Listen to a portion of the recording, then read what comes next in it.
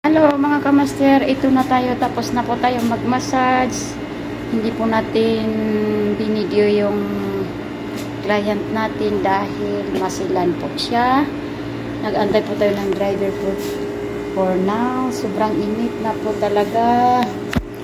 Kailangan po makauwi na tayo ng mabilis dahil may massage po tayo sa bahay. May client po tayo sa bahay, naghihintay po doon mga kamaster. Ay, kailangan po magtrabaho kahit sobrang init talaga. Kinakaya ng init, sakit ng ulo ko. Sana may magmamassage din sa akin. Ay, mga kamaster, yung malita ko. Ay, yung bed ko. Sobrang laki. So, kailangan maging strong tayo. Everyday.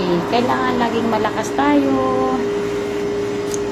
Dahil sa ganitong trabaho natin, nagbubuhat po tayo ng mga bag.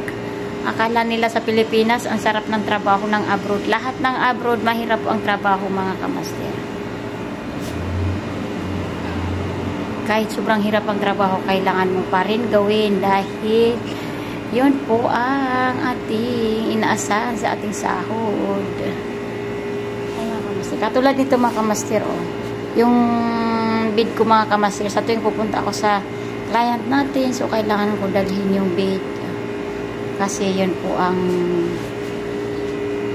dyan po papahigain yung client natin, mga kamaster. So naghihintay po tayo ng sasakyan. Hindi pa po dumating yung sasakyan natin.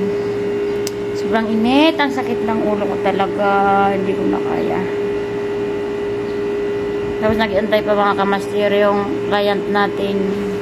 Mayroon po tayo sa sunod na client. Manicure, pedicure at massage ulit. Ngayon, nag-massage tayo sa ating client. Ay, parang umuusok ang pagramdam ko, umusok ang ulo ko sa init. Pasok muna tayo, mga kamaster. So, wala pa yung ating sasakyan. Aray. Namumula po tayo sa pagod.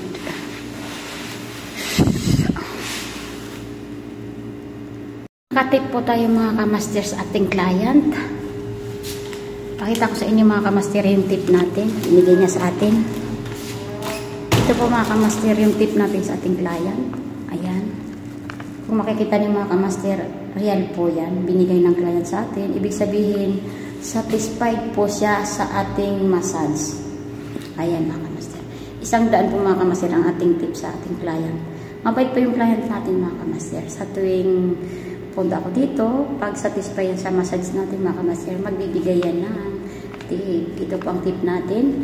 So, 1 oras po ang massage natin, mga kamaster. So, nakakuha tayo ng tip. O, diba? May tip pa tayo sa ating massage. Meron tayong pambili ng ice cream. Magkano to sa Pilipinas, mga kamaster? Sino nakakaalam? Diba? Bait ng client natin. Di bali masakit ang ulo ko. Sabi nila masakit ang ulo mo. Tapos may pambiling ice cream. Wow!